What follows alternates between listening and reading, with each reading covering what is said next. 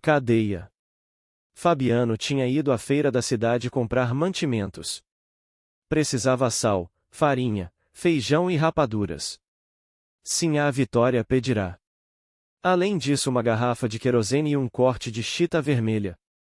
Mas o querosene de seu Inácio estava misturado com água. E a chita da amostra era cara demais. Fabiano percorreu as lojas, escolhendo o pano, regateando um tostão incôvado, receoso de ser enganado. Andava. Irresoluto, uma longa desconfiança dava-lhe gestos oblíquos. À tarde puxou o dinheiro, meio tentado, e logo se arrependeu. Certo de que todos os caixeiros furtavam no preço e na medida, já amarrou as notas na ponta do lenço, meteu-as na algibeira. Dirigiu-se à bodega de seu Inácio, onde guardara os picuás. Aí certificou-se novamente de que o querosene estava batizado e decidiu beber uma pinga, pois sentia calor. Seu Inácio trouxe a garrafa de aguardente. Fabiano virou o copo de um trago, cuspiu, limpou os beiços à manga, contraiu o rosto. Ia jurar que a cachaça tinha água. Por que seria que seu Inácio botava água em tudo? Perguntou mentalmente. Animou-se e interrogou-o. Bodegueiro, por que é que você me bota água em tudo? Seu Inácio fingiu não ouvir. E Fabiano foi sentar-se na calçada, resolvido a conversar. O vocabulário dele era pequeno. Mas em horas de comunicabilidade enriquecia-se com algumas expressões de seu Tomás da Bolandeira. Pobre de seu Tomás. Um homem tão direito sumir-se como Cambembe, andar por este mundo de trouxa nas costas. Seu Tomás era pessoa de consideração e votava. Quem diria? Nesse ponto um soldado amarelo aproximou-se e bateu familiarmente no ombro de Fabiano. Como é, camarada? Vamos jogar um 31 lá dentro? Fabiano atentou na farda com respeito e gaguejou, procurando as palavras de seu Tomás da Bolandeira, e isto é. Vamos e não vamos. Quer dizer. Enfim, contanto, etc. É conforme. Levantou-se e caminhou atrás do amarelo, que era autoridade e mandava. Fabiano sempre havia obedecido. Tinha muque e substância, mas pensava pouco, desejava pouco e obedecia. Atravessaram a bodega, o corredor, desembocaram numa sala onde vários tipos jogavam cartas em cima de uma esteira. Desafasta, ordenou o polícia. Aqui tem gente. Os jogadores apertaram-se, os dois homens sentaram-se, o soldado amarelo pegou o baralho. Mas com tanta infelicidade que em pouco tempo se enrascou. Fabiano encalacrou-se também. Sinhá Vitória ia danar-se, e com razão. Bem feito. Ergueu-se furioso, saiu da sala, trombudo. Espera aí, paisano, gritou o amarelo. Fabiano, as orelhas ardendo, não se virou. Foi pedir a seu Inácio os troços que ele havia guardado, vestiu o gibão, passou as correias dos alforjes no ombro, ganhou a rua. Debaixo do jatobá do quadro taramelou com Sinhá Rita Louceira, sem se atrever a voltar para casa. Que desculpa iria apresentar a Sinhá Vitória? Forjava uma explicação difícil. Perderá o embrulho da fazenda, pagará na botica uma garrafada. Para Sinhá Rita Louceira. Atrapalhava-se, tinha imaginação fraca e não sabia mentir. Nas invenções com que pretendia justificar-se a figura de Sinhá Rita aparecia sempre, e isto desgostava. Arrumaria uma história sem ela, diria que haviam furtado o cobre da chita. Pois não era? Os parceiros o tinham pelado no 31. Mas não devia mencionar o jogo. Contaria simplesmente que o lenço das notas ficará no bolso do gibão e levará sumiço. Falaria assim: comprei os mantimentos. Botei o gibão e os alforjes na bodega de seu Inácio. Encontrei um soldado amarelo. Não encontrara ninguém. Atrapalhava-se de novo. Sentia desejo de referir-se ao soldado, um conhecido velho, amigo de infância. A mulher se incharia com a notícia. Talvez não se inchasse. Era atilada, notaria a pabulagem. Pois estava acabado. O dinheiro fugira do bolso do gibão, na venda de seu Inácio. Natural. Repetia que era natural quando alguém lhe deu um empurrão, atirou-o contra o jatobá. A feira se desmanchava, escurecia, o homem da iluminação, trepando numa escada, acendia os lampiões. A estrela papaceia branqueou por cima da torre da igreja. O doutor juiz de direito foi brilhar na porta da farmácia. O cobrador da prefeitura passou cocheando, com talões de recibos. Debaixo do braço, a carroça de lixo rolou na praça recolhendo cascas de frutas. Seu vigário saiu de casa e abriu o guarda-chuva por causa do sereno. Sinhá Rita Louceira retirou-se. Fabiano estremeceu. Chegaria à fazenda noite fechada. Entretido com o diabo do jogo, tonto de aguardente, deixará o tempo correr. E não levava o querosene, ia-se alumiar durante a semana com pedaços de facheiro. Aprumou-se, disposto a viajar. Outro empurrão desequilibrou-o, voltou-se e viu ali perto o soldado amarelo, que o desafiava, a cara enferrujada, uma ruga na testa. Mexeu-se para sacudir o chapéu de couro nas ventas do agressor. Com uma pancada certa do chapéu de couro, aquele tico de gente ia ao barro. Olhou as coisas e as pessoas em roda e moderou a indignação. Na caatinga ele às vezes cantava de galo, mas na rua encolhia-se. Você mecê não tem direito de provocar os que estão quietos. Desafasta, bradou o polícia. E insultou Fabiano, porque ele tinha deixado a bodega sem se despedir. Lorota, gaguejou o matuto. Eu tenho culpa de você mecê esbagaçar os seus possuídos no jogo? Engasgou-se. A autoridade rondou por ali um instante, desejosa de puxar questão.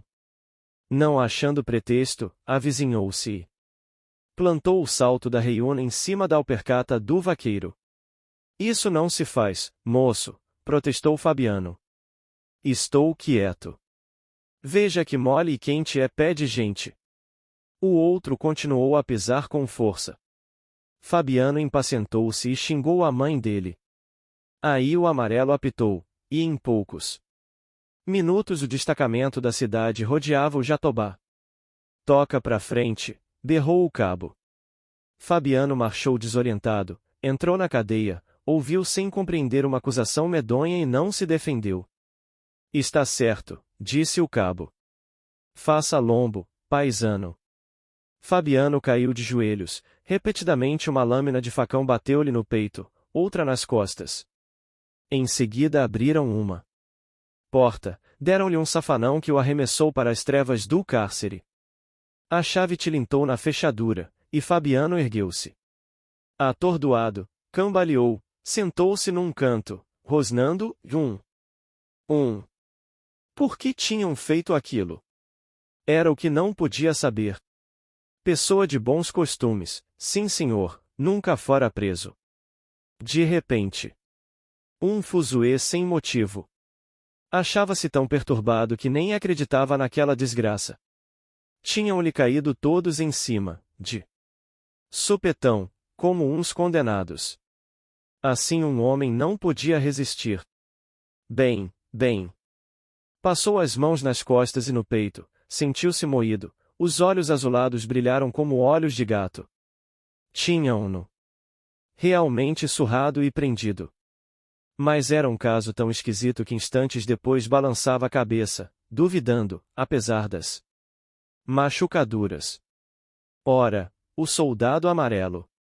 Sim, havia um amarelo, criatura desgraçada que ele, Fabiano, desmancharia com um tabefe. Não. Tinha desmanchado por causa dos homens que mandavam. Cuspiu, com desprezo, safado, mofino, escarro de gente. Por mor de uma peste daquela, maltratava-se um pai de família. Pensou na mulher, nos filhos e na cachorrinha. Engatinhando, procurou os alforjes, que haviam caído no chão, certificou-se de que os objetos comprados na feira estavam todos ali. Podia ter se perdido alguma coisa na confusão. Lembrou-se de uma fazenda vista na última das lojas que visitará. Bonita, encorpada, larga, vermelha e com ramagens, exatamente o que Sinhá Vitória desejava. Encolhendo um tostão encovado, por sovinice, acabava o dia daquele jeito. Tornou a mexer nos alforjes. Sinhá Vitória devia estar desassossegada com a demora dele. A casa no escuro, os meninos em redor do fogo, a cachorra-baleia vigiando.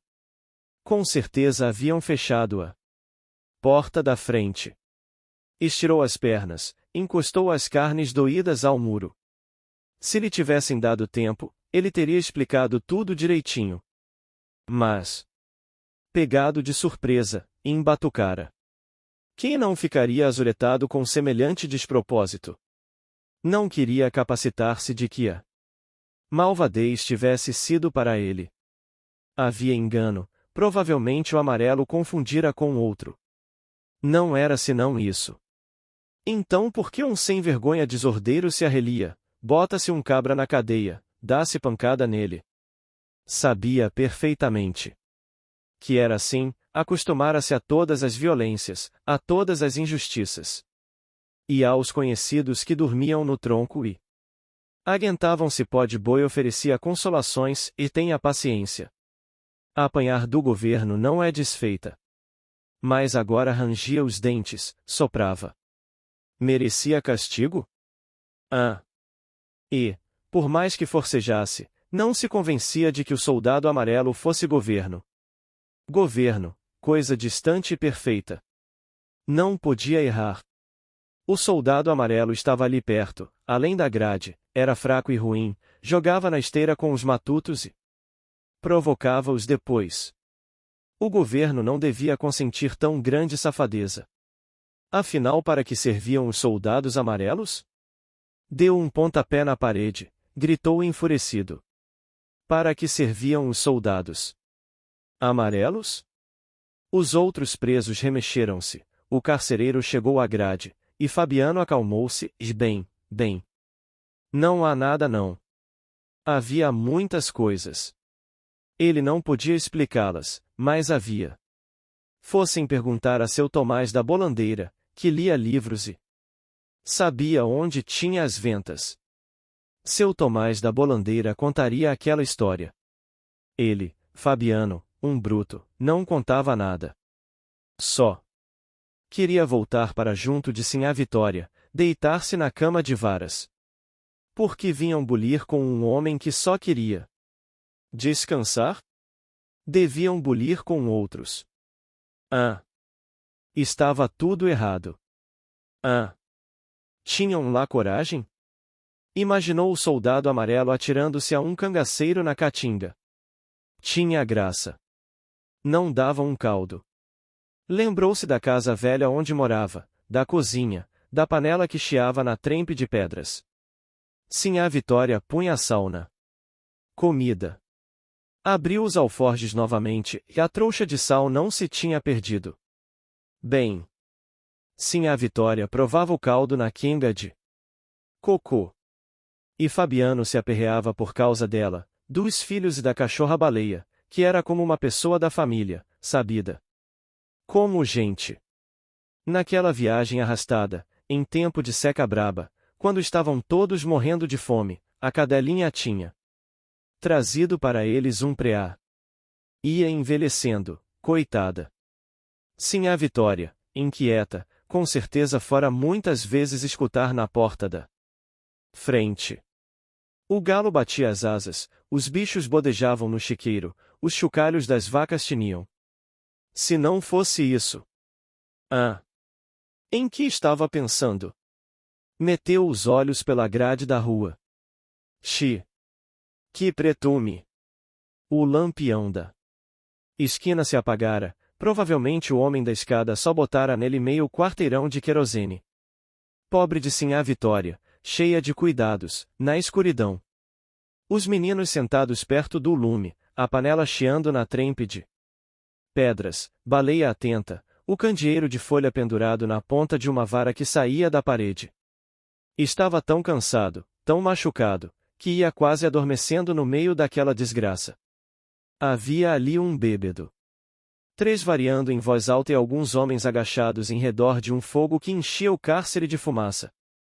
Discutiam e queixavam-se da lenha molhada. Fabiano cochilava, a cabeça pesada inclinava-se para o peito e levantava-se. Devia ter comprado o querosene de seu Inácio.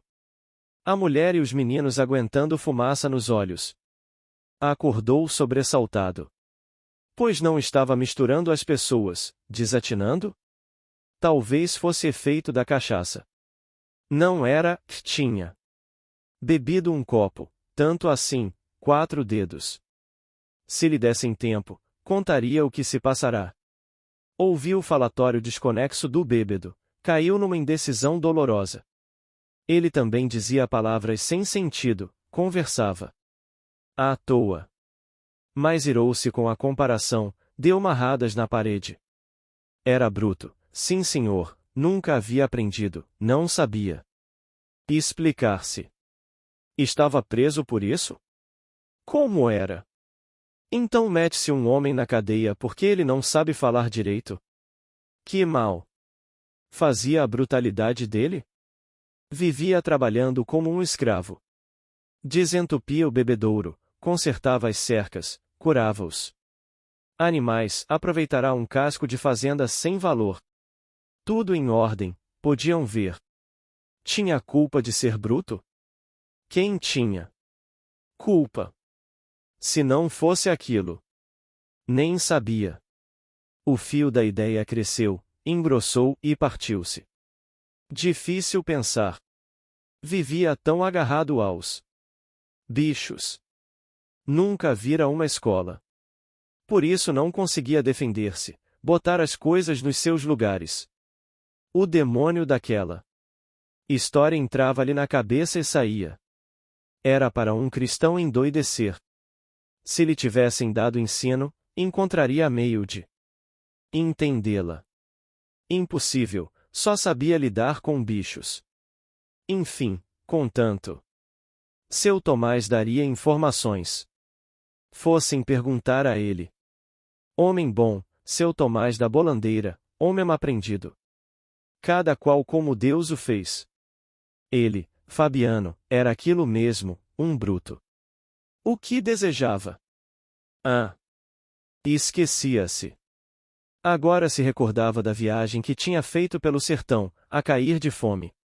As pernas dos meninos eram finas como bilros, sim a Vitória tropicava debaixo do baú dos trens. Na beira do rio haviam comido o papagaio, que não sabia falar. Necessidade. Fabiano também não sabia falar. Às vezes largava nomes arrevesados, por embromação. Via perfeitamente que tudo era besteira. Não podia arrumar o que tinha no interior. Se pudesse. Se pudesse, atacaria os soldados amarelos que espancam as criaturas inofensivas. Bateu na cabeça, apertou-a. Que faziam aqueles sujeitos acocorados em torno do fogo? Que dizia aquele bêbado que se esgoelava como um doido, gastando fôlego à toa?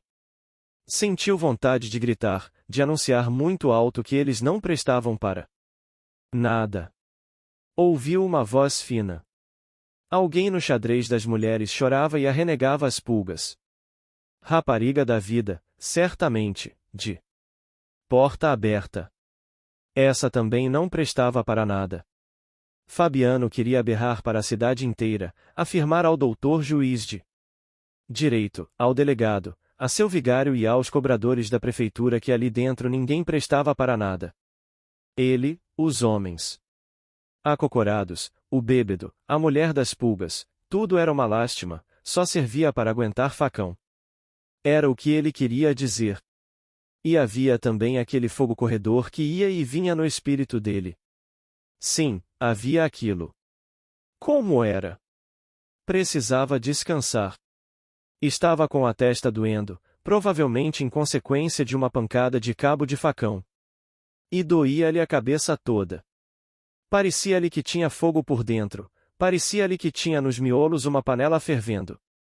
Pobre de Sinhá Vitória, inquieta e sossegando os meninos. Baleia vigiando, perto da trempe. Se não fossem eles. Agora Fabiano conseguia arranjar as ideias. O que o segurava era a família. Vivia preso como um novilho amarrado ao mourão, suportando o ferro quente. Se não fosse isso, um soldado amarelo não lhe pisava o pé não. O que lhe amolecia o corpo era a lembrança da mulher e dos filhos. Sem aqueles cambões pesados, não envergaria o espinhaço não, sairia dali como onça. E faria uma asneira. Carregaria a espingarda e daria um tiro de pé de pau no soldado amarelo. Não.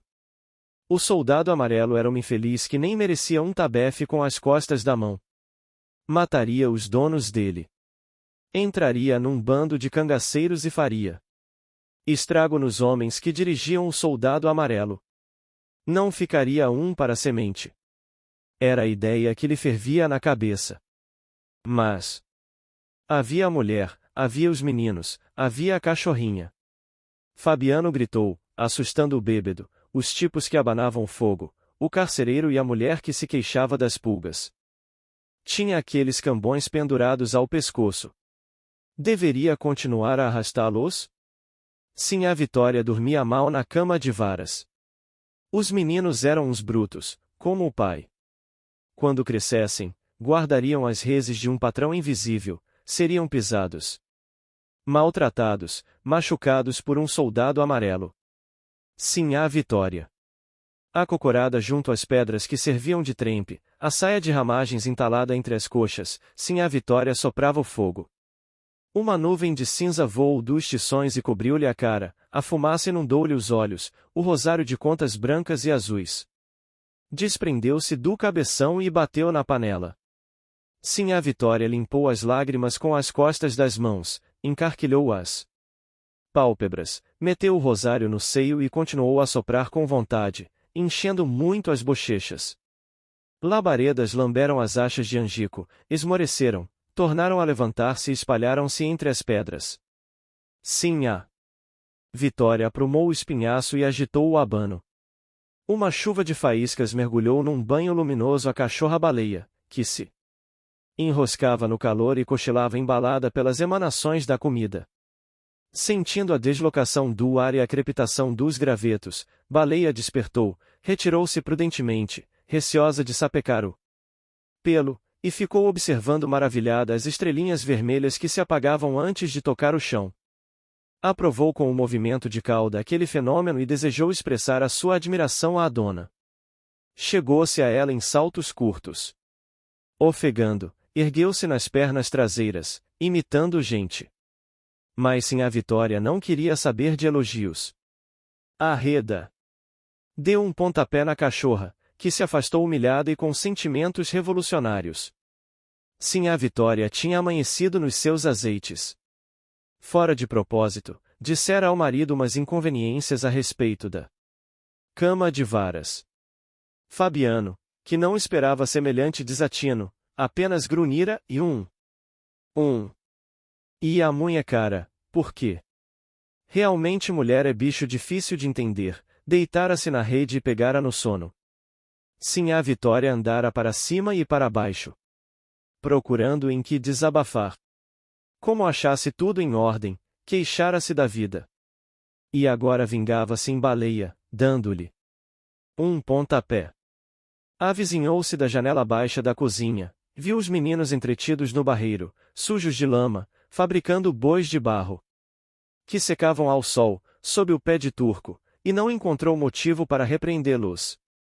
Pensou de novo na cama de varas e mentalmente xingou Fabiano. Dormiam naquilo, tinham se acostumado, mas seria mais agradável dormirem numa cama de lastro de couro, como outras pessoas. Fazia mais de um ano que falava nisso ao marido. Fabiano a princípio concordara com ela, mastigara cálculos, tudo errado. Tanto para o couro, tanto para a armação. Bem, poderiam adquirir o móvel necessário economizando na roupa e no querosene.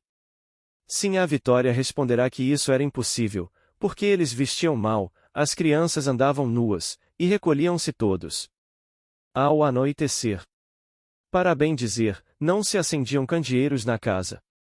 Tinham discutido, procurado cortar outras despesas.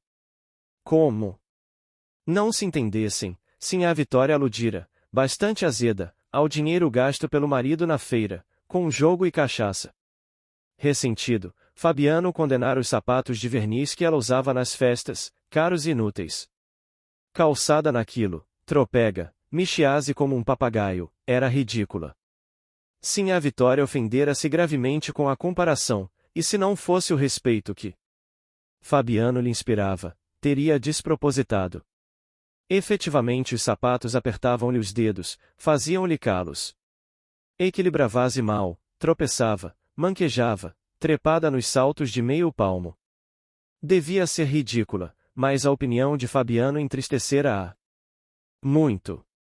Desfeitas essas nuvens, curtidos os dissabores, a cama de novo lhe aparecerá no horizonte acanhado. Agora pensava nela de mau humor, julgava-a inatingível e misturava-a às obrigações da casa. Foi à sala, passou por baixo do punho da rede onde Fabiano roncava, tirou do caritó o cachimbo e uma pele de fumo, saiu para o copiar. O chocalho da vaca laranja tilintou para os lados do rio. Fabiano era capaz de se ter esquecido de curar a vaca laranja. Quis acordá-lo e perguntar, mas distraiu-se olhando os xique-xiques e os mandacarus que avultavam na campina. Um mormaço levantava-se da terra queimada. Estremeceu lembrando-se da seca, o rosto moreno desbotou, os olhos pretos arregalaram-se. Diligenciou afastar a recordação, temendo que ela virasse realidade. Rezou baixinho uma Ave-Maria, já tranquila, a atenção desviada para um buraco que havia na cerca do chiqueiro das cabras. Esfarelou a pele de fumo entre as palmas das mãos grossas, encheu o cachimbo de barro, foi consertar a cerca. Voltou, circulou a casa atravessando o cercadinho do oitão, entrou na cozinha. É capaz de Fabiano ter se esquecido da vaca laranja. Agachou-se, atiçou o fogo, apanhou uma brasa com a colher, acendeu o cachimbo, pôs-se a chupar o canudo de taquari. Cheio de sarro. Jogou longe uma cusparada, que passou por cima da janela e foi cair no terreiro. Preparou-se para cuspir. Novamente. Por uma extravagante associação, relacionou esse ato com a lembrança da cama. Se o cuspo alcançasse o terreiro, a cama seria comprada antes do fim do ano. Encheu a boca de saliva, inclinou-se, e não conseguiu o que esperava. Fez várias tentativas, inutilmente. O resultado foi secar a garganta. Ergueu-se desapontada. Besteira, aquilo não valia. Aproximou-se do canto onde o pote se erguia numa forquilha de 3 pontas, bebeu um caneco de água. Água salobra. Ixi! Isto lhe sugeriu 2 imagens quase simultâneas, que se confundiram e neutralizaram, panelas e bebedouros. Encostou-o. Fura-bolos à testa, indecisa. Em que estava pensando? Olhou o chão, concentrada, procurando recordar-se, viu os pés chatos, largos, os dedos separados. De repente as 2 ideias voltaram, o bebedouro secava, a panela não tinha sido temperada. Foi levantar o testo, recebeu na cara vermelha uma baforada de vapor. Não é que ia deixando a comida esturrar? Pôs água nela e remexeu-a com a quenga preta de cocô. Em seguida provou o caldo. Insosso, nem parecia a boia de cristão. Chegou-se ao giral onde se guardavam cumbucos e mantas de carne, abriu a mochila de sal, tirou um punhado, jogou-o na panela. Agora pensava no bebedouro, onde havia um líquido escuro que bicho enjeitava. Só tinha medo da seca. Olhou de novo os pés espalmados. Efetivamente não se acostumava a calçar sapatos, mas o remoque de Fabiano molestará. Pés de papagaio. Isso mesmo, sem dúvida, Matuto anda assim. Para que fazer vergonha a gente? Arreliava-se com a comparação. Pobre do papagaio. Viajara com ela, na gaiola que balançava em cima do baú de folha. Gaguejava, e meu louro. Era o que sabia dizer. Fora isso, aboiava remedando Fabiano e latia como baleia. Coitado. Sinhá Vitória nem queria lembrar-se daquilo. Esquecer a vida antiga, era como se tivesse nascido depois que chegará à fazenda. A referência aos sapatos abrirá-lhe uma ferida e a viagem reaparecera. As alpercatas dela tinham sido gastas nas pedras. Cansada, meio morta de fome. Carregava o filho mais novo, o baú e a gaiola do papagaio. Fabiano era ruim. Mal agradecido. Olhou os pés novamente. Pobre do louro. Na beira do rio mataram por necessidade, para sustento da família. Naquele momento ele estava zangado, fitava na cachorrinha as pupilas sérias e caminhava aos tombos, como os matutos em dias de festa. Para que Fabiano fora despertar-lhe aquela recordação? Chegou à porta, olhou as folhas amarelas das catingueiras. Suspirou. Deus não havia de permitir outra desgraça. Agitou-a cabeça e procurou ocupações para entreter-se. Tomou a cuia grande, encaminhou-se ao barreiro, encheu de água o caco das galinhas, endireitou o poleiro. Em seguida foi ao quintalzinho regar os craveiros e as panelas de losna. E botou os filhos para dentro de casa, que tinham barro até nas meninas dos olhos. Repreendeu-os, e safadinhos. Porcos. Sujos como. Deteve-se. Ia dizer que eles estavam sujos como papagaios. Os pequenos fugiram, foram enrolar-se na esteira da sala, por baixo do caritó, e Sinhá Vitória voltou para junto da trempe. Reacendeu o cachimbo. A panela chiava, um vento morno e empoeirado sacudia as teias de aranha e as cortinas de pucumã do teto, baleia, sob o giral, coçava-se com os dentes e pegava moscas. Ouviam-se distintamente os roncos de Fabiano, compassados, e o ritmo deles influía nas ideias de Sinhá Vitória. Fabiano roncava com segurança. Provavelmente não havia perigo, a seca devia estar longe. Outra vez Sinhá Vitória pôs-se a sonhar com a cama de lastro de couro. Mas o sonho se ligava à recordação do papagaio, e foi-lhe preciso um grande esforço para isolar o objeto do seu desejo. Tudo ali era estável, seguro. O sono de Fabiano, o fogo que estalava, o toque dos chocalhos, até o zumbido das moscas, davam-lhe sensação de firmeza e repouso. Tinha de passar a vida inteira dormindo em varas. Bem no meio do catre havia um nó, um calombo grosso na madeira. E ela se encolhia num canto, o marido no outro, não podiam estirar-se no centro. A princípio não se incomodara. Bamba, moída de trabalhos, deitar-se-ia em pregos. Viera, porém, um começo de prosperidade. Comiam, engordavam. Não possuíam nada, e se retirassem, levariam a roupa, a espingarda, o baú de folha e troços miúdos. Mas iam vivendo, na graça de Deus, o patrão confiava neles, e eram quase felizes. Só faltava uma cama. Era o que aperreava Sinhá Vitória. Como já não se estazava em serviços pesados, gastava um pedaço da noite parafusando. E o costume de encafuar-se ao escurecer não estava certo, que ninguém é galinha. Nesse ponto as ideias de Sinhá Vitória seguiram outro caminho, que pouco depois foi desembocar no primeiro. Não era que a raposa tinha passado no rabo a galinha Pedrez?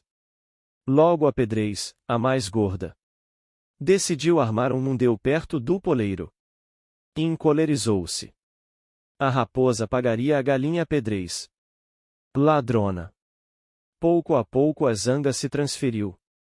Os roncos de Fabiano eram insuportáveis. Não havia homem que roncasse tanto. Era bom levantar-se e procurar uma vara para substituir aquele pau amaldiçoado que não deixava uma pessoa virar-se. Por quê? Não tinham removido aquela vara incômoda? Suspirou. Não conseguiam tomar resolução. Paciência. Era melhor esquecer o nó. E pensar numa cama igual à de seu Tomás da Bolandeira. Seu Tomás tinha uma cama de verdade, feita pelo carpinteiro, o mestrado de sucupira alisado a enxó, com as juntas abertas a formão, tudo embutido direito, e um couro cru em cima, domesticado e bem pregado. Ali podia um cristão estirar os ossos. Se vendesse as galinhas e a marrã. Infelizmente a excomungada raposa tinha comido a pedrez, a mais gorda. Precisava dar uma lição à raposa. Ia armar o mundeu junto do poleiro e quebrar o espinhaço daquela sem-vergonha. Ergueu-se, foi à camarinha procurar qualquer coisa, voltou desanimada e esquecida. Onde tinha a cabeça? Sentou-se na janela baixa da cozinha, desgostosa. Venderia as galinhas e a marrã, deixaria de comprar querosene. Inútil.